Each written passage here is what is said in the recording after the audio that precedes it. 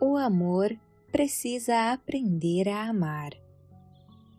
Texto de autoria de Yoskás. Somos mais egoístas do que acreditamos, me disse Loureiro, o artesão amante dos vinhos tintos e dos livros de filosofia, que costurava tanto bolsas quanto ideias com a mesma mestria. Discordei. Falei que me considerava um sujeito generoso, pouco apegado a dinheiro e bens materiais. Ele tentou me fazer entender. Dinheiro ou bens materiais são as variantes mais conhecidas dos vários aspectos do egoísmo. Há muito mais. O egoísmo se manifesta todas as vezes que desconsideramos a necessidade alheia. Muitas vezes nada tem a ver com questões financeiras. Não raro, somos egoístas quanto ao nosso tempo, paciência e afeto. Quando acontece, abdicamos de virtudes poderosas como a compaixão, empatia e a solidariedade. É como se o outro fosse invisível, que as suas carências fossem incapazes de tocar o meu coração ou se as necessidades dele atrapalhassem as minhas conquistas. Sem dúvida, existe a hora de priorizar a si mesmo. Ninguém pode se anular em função de ninguém. Todos temos construções pessoais a realizar que não podem cair no esquecimento. Contudo, há o momento de atender àqueles que precisam de ajuda. Dias sem amor são trechos de uma vida abandonada. Bebeu um gole de café, repousou a caneca sobre o balcão de madeira do ateliê e acrescentou: todas as conquistas alcançadas pelo impulso do egoísmo se tornam efêmeras pela ausência de amor e sabedoria, ou, se preferir, por falta de virtude. Ninguém evolui se não for através da luz. Uma vitória apenas se torna um ganho real se tiver a capacidade de não se desmanchar na transitoriedade do tempo. Ainda que as pedras e o concreto dos palácios durem milênios, há que se questionar se quem os construiu carregou consigo algum poder. Vencer, se valendo do egoísmo, trará satisfação de curta duração, além das consequências educativas ajustadas pela lei cósmica da causa e efeito. E mais importante, não restará nenhum conteúdo para acrescentar à bagagem de quem somos. Não arredei do meu ponto de vista. Argumentei que eu não me encaixava naquele comportamento definido por ele como egoísta, uma sombra já educada e iluminada em mim. Loureiro arqueou os lábios em leve sorriso, como quem está diante de um garoto que se nega a ver o perigo de nadar em praia repleta de correntezas, traiçoeiras por se movimentarem abaixo do nível d'água, onde olhos despreparados ainda não conseguem enxergar, fazendo com que sejamos engolidos por algo que jurávamos não existir. O sapateiro pontuou: nada nos expõe a tanto risco como a ignorância. Acreditar saber o que não se conhece é como colocar um coelho na jaula de leões famintos, na certeza de que não existe perigo. Tudo que nos desequilibra, enfraquece e atrapalha é tão e somente aquilo que ignoramos em nós. Então, somos devorados. O sapateiro explicou que era fácil identificar o egoísmo ao nos depararmos com indivíduos que carecem de emprego, alimento, abrigo e vestimenta para sobreviver. Não raro, nos excusamos de qualquer responsabilidade, atribuindo ao poder público a função de amparar essas pessoas. Enfim, sentimos o sofrimento alheio, mas, ao substituir o compromisso de acolhimento pelo debate meramente ideológico, escondemos o egoísmo sob a manta de uma pretensa intelectualidade. Em uma mesma prateleira, há aqueles sem necessidades materiais, mas com enormes lacunas afetivas e emocionais que precisam de acolhimento e orientação para retomar e retornar à existência. Usamos como desculpa o argumento de que cada um deve encontrar o próprio ponto de equilíbrio para se fortalecer diante da vida. Afinal, todos temos questões sentimentais em aberto e nós existenciais à espera de serem desatados. Cada um com seus problemas. Tentamos nos convencer. Alegamos falta de tempo, não saber como fazer ou não ser da nossa conta. Em palavras despidas de enganos, seja por não existir interesse da nossa parte, seja por recusarmos a assumir quaisquer responsabilidades além do círculo estreito dos interesses pessoais. Em verdade, buscamos justificativas para negar o egoísta que ainda nos manipula. O egoísmo é o ralo pelo qual o amor se esgota. Enquanto não entendermos isto, continuaremos a desperdiçar o melhor da vida. Indaguei ao loureiro se ele sabia de uma atitude egoísta da minha parte nos últimos anos. Ao menos algo que fosse significativo.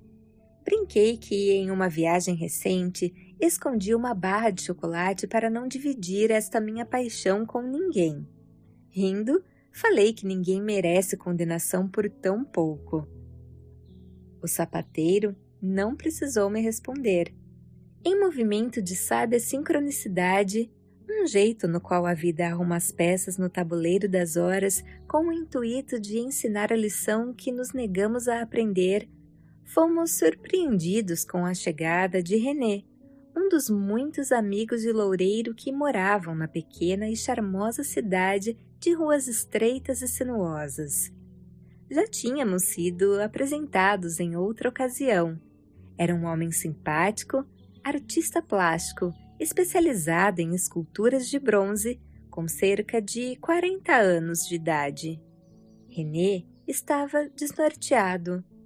Lucy, a sua esposa, uma bela mulher com longos cabelos negros, muito elegante e trabalhadora, gerente de um dos bancos da cidade, queria se divorciar. Ele se dizia surpreso e traído. Não que ela tivesse se apaixonado por outra pessoa, nada disso. Apenas alegava não suportar a convivência em comum. René explicou que o motivo do rompimento era o fato de a esposa não suportar mais a maneira como o marido conduzia sua profissão e, por consequência, como isso refletia no casamento. Havia 10 anos desde que foram morar juntos. Lucy apostara e financiara a carreira artística do René.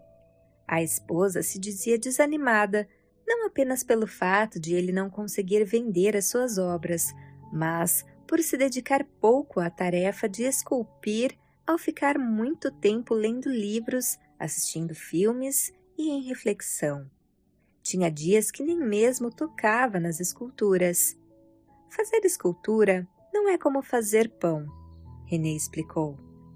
Tais afazeres eram fatores de inspiração imprescindíveis à arte que precisa de uma atmosfera adequada para a criação. Enquanto ela dizia que chegara o momento de ele encontrar um trabalho, o artista rebatia que já tinha um, apenas não se tornara uma fonte de renda, ainda ressaltou. Concordei com o René. Eles tinham um acordo. Lucy não tinha o direito de dizer não quero mais ou simplesmente cansei depois de tantos anos de parceria. Não era justo. Ele tinha uma idade que era um entrave para se iniciar no mercado de trabalho formal. Tratava-se de um abandono cruel. O artista acrescentou ser um homem de bom coração, gentil, educado e amoroso com todos. Loureiro disse sim com a cabeça, enquanto entregava uma caneca de café para René. O sapateiro pontuou. As suas palavras sobre como se define não são mentirosas. Sem dúvida, você é um sujeito com os atributos que enumerou. Todavia, vamos tentar entender os motivos pelos quais a Lucy diz não suportar mais o casamento. O objetivo se modifica a depender do ângulo pelo qual observamos. O raciocínio do sapateiro nos desconcertou. Esperávamos o seu apoio imediato face à injustiça da situação. Em seguida, Loureiro lembrou que, quando estivera a última vez em visita ao ateliê, todas as obras estavam inacabadas e, portanto, sem condições de serem vendidas. Questionou a razão de ele não terminar uma escultura antes de iniciar outra. René argumentou que o seu cérebro, como o de todo artista, era multifacetado, diferente da maioria das pessoas cujo pensamento é linear. Então, acontecia de ter de interromper uma obra para iniciar outra por causa de uma ideia mais interessante que lhe ocorria. Garantiu que, em algum momento, o qual não podia precisar, retornaria aos trabalhos paralisados. O sapateiro pontuou que, passados 10 anos, ele não tinha nenhuma escultura finalizada. René justificou que não seriam boas o bastante para serem oferecidas ao mercado, algo que o prejudicaria uma vez que teria o seu nome ligado às peças de baixa qualidade. Desfazer o olhar inicial do público seria muito complicado. Era mais inteligente esperar o momento certo. Queria que a sua escultura de estreia fosse magnífica a ponto de firmar de modo definitivo o seu nome no cenário das artes plásticas. Tratava-se de uma estratégia infalível de marketing, alegou. Lamentara a esposa o abandonar no momento em que estavam tão perto de alcançar a conquista planejada quando se apaixonaram.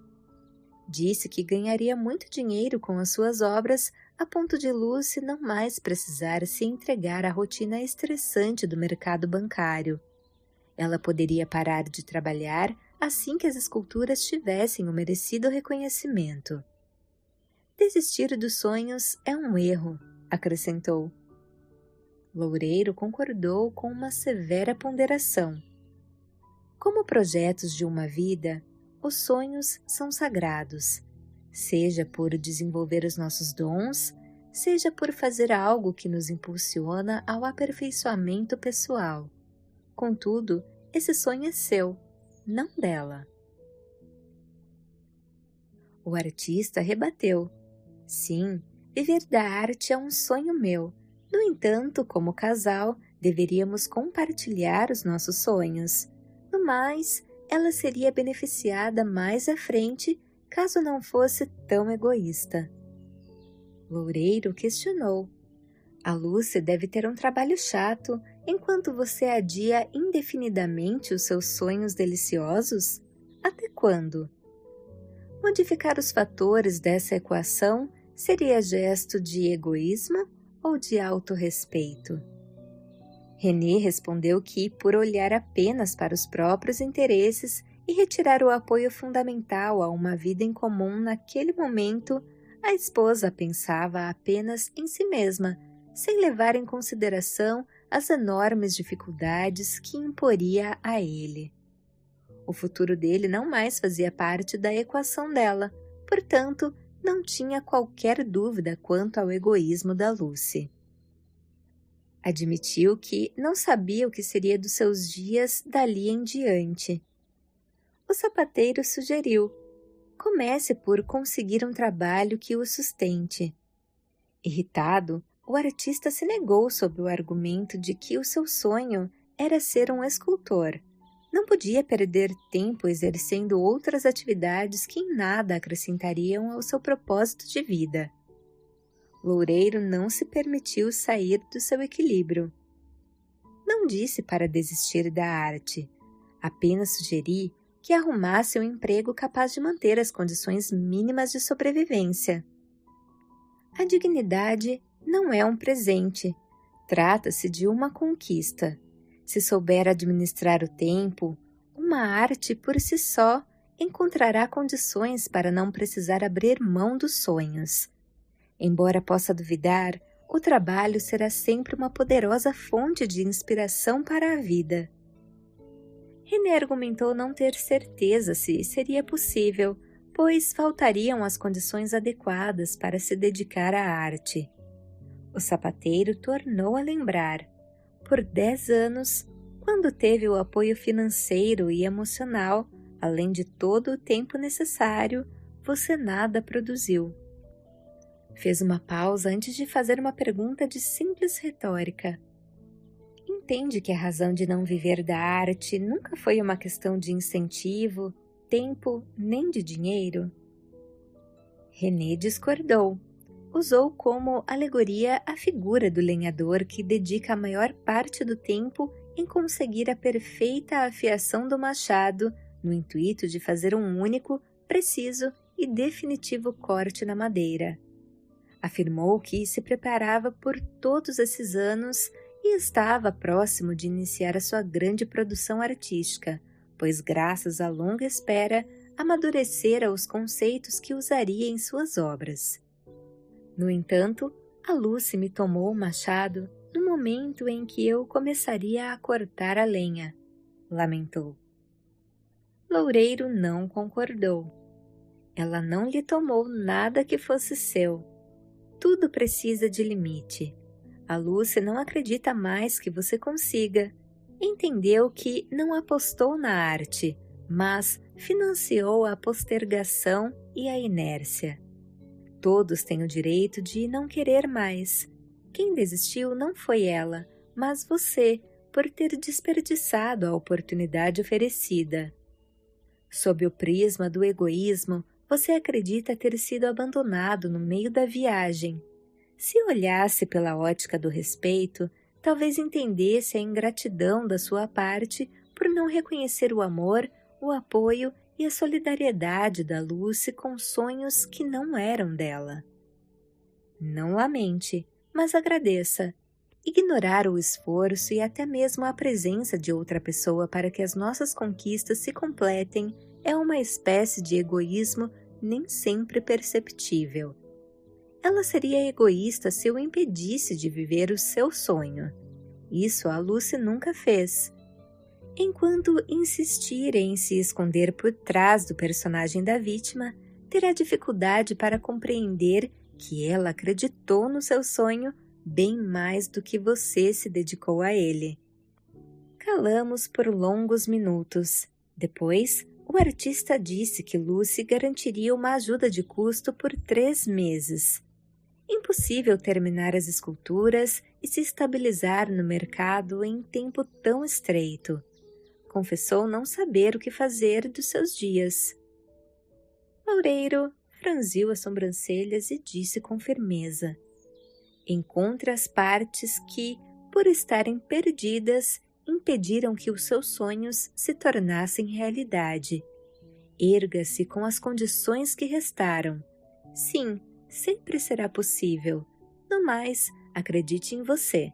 Ninguém vive os próprios dons sem o equilíbrio oriundo da fé em si mesmo. Em seguida, siga em frente à procura do tesouro oculto em seu âmago. Transforme-se. Encontros, descobertas e conquistas, em resumo, são as etapas necessárias à viagem de todos nós. Com os olhos marejados, René agradeceu a conversa e foi embora.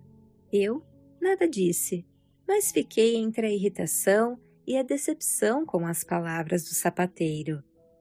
Um amigo o tinha procurado em busca de apoio. Saíra da oficina após uma severa reprimenda, talvez com um ânimo pior do que quando entrara. Como o horário do trem estava próximo, me despedi e parti. Levei comigo uma sensação estranha, diferente de todas as outras vezes que ali estivera. 1 ano se passara. Após o meu período de estudos no mosteiro, como de costume, passei na oficina do sapateiro antes de ir para a estação ferroviária. Fui recebido com um sorriso de sincera alegria e um forte abraço. Após me entregar a uma caneca com café, conversamos sobre diversos assuntos. Em determinado momento, notei sobre a prateleira uma escultura de bronze em forma de baguete que nunca estivera ali. Ao perceber o meu interesse, Loureiro disse se tratar de um presente do René. O Pão da Vida número 4. Foi assim que intitulou a obra. Sem nada dizer, fiquei sem entender a atitude do artista em presentear o sapateiro. Eu me lembrava em como Loureiro tinha sido rigoroso quando René esteve na oficina em busca de apoio. Antes que a conversa prosseguisse, como era a hora do almoço, ele sugeriu que fôssemos comer algo.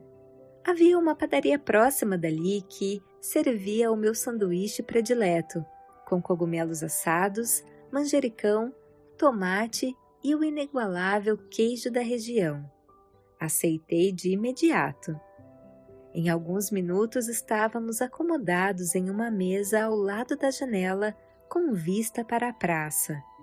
A garçonete nos serviu 2 taças de tinto enquanto aguardávamos os sanduíches. Perguntei se Loureiro tinha notícias do René. O sapateiro fez um gesto com o queixo para que eu olhasse para trás.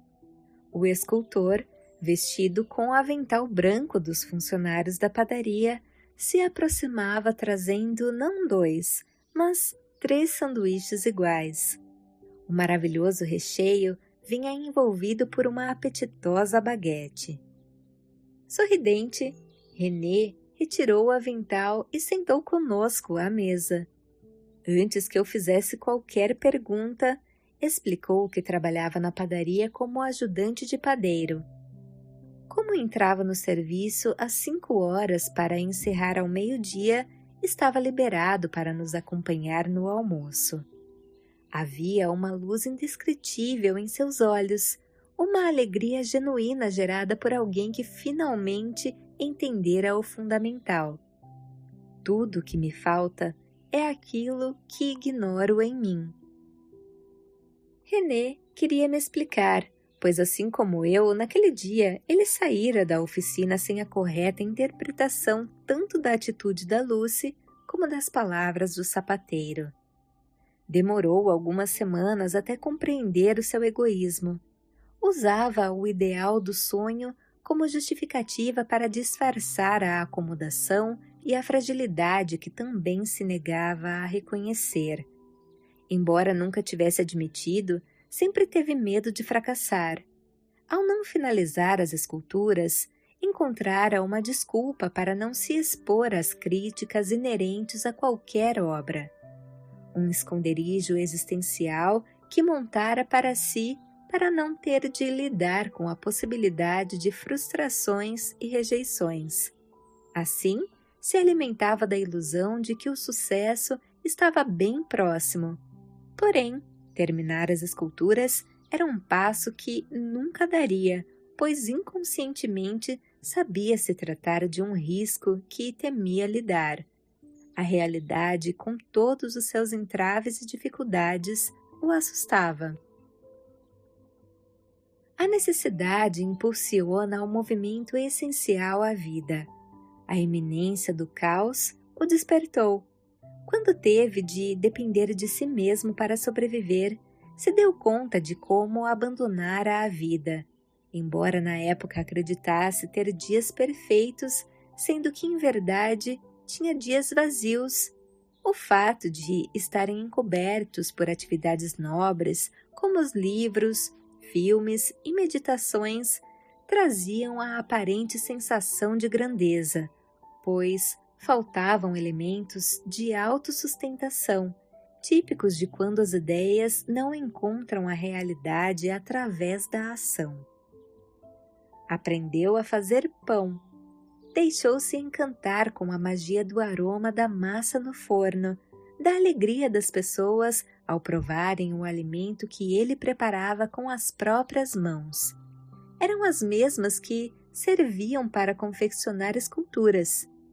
Entendera o poder das suas mãos, assim como qual encanto que as suas obras deveriam ter, não através dos sentidos relativos ao corpo, como o cheiro e o sabor, mas na magia de dialogar com o coração das pessoas.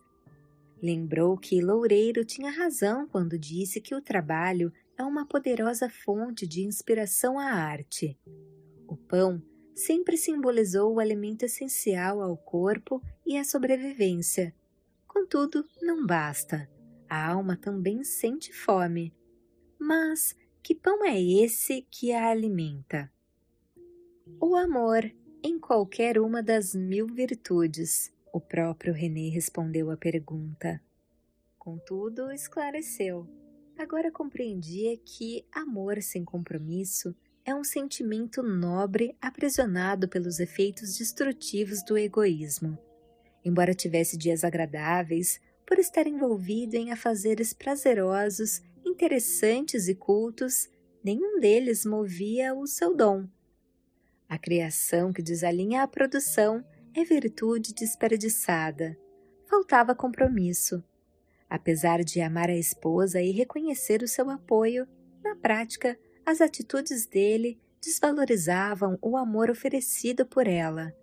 Admitiu que enganou a si mesmo por 10 anos. O ateliê se tornara uma espécie de espaço onírico onde ele se escondia do medo e, sem perceber, deixava o egoísmo transbordar, até que foi devorado, não pela luz ou pela realidade, mas pela verdade que insistiu em ignorar. O pão da alma é o genuíno alimento da vida. A sua alma estava faminta pela verdade e também por amor. Um amor que tinha, mas que não sabia amar. Fazer pão todos os dias, no início como meio de sobrevivência, depois por alegria, o fez compreender que o compromisso em perceber e sentir o outro é o alicerce de todas as relações, ao menos aquelas que se dispõem a vencer o tempo pelo egoísmo desconstruído. O ajudante de padeiro compreendeu que, embora tivesse muito amor no coração, nunca tivera compromisso com nada nem com ninguém. A liberdade não se completa na fuga. Jamais se dera conta disso.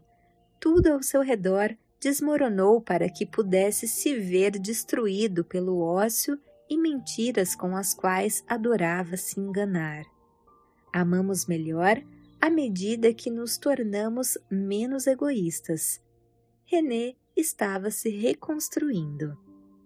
Ele fechou os olhos como quem busca por uma lembrança e disse: encontre as partes que, por estarem perdidas, impediram que os seus sonhos se tornassem realidade. Erga-se com as condições que restaram. Sim, sempre será possível. No mais, acredite em você. Ninguém vive os próprios dons sem o equilíbrio oriundo dessa fé em si mesmo. Em seguida, siga em frente à procura do tesouro oculto em seu âmago. Transforme-se. Encontros, descobertas e conquistas.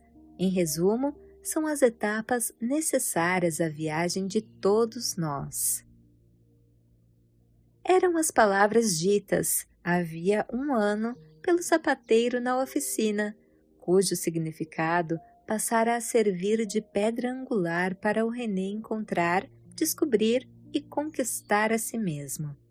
Palavras que, por eu não ter entendido o alcance na época, acreditei não terem servido de acolhimento ao artista.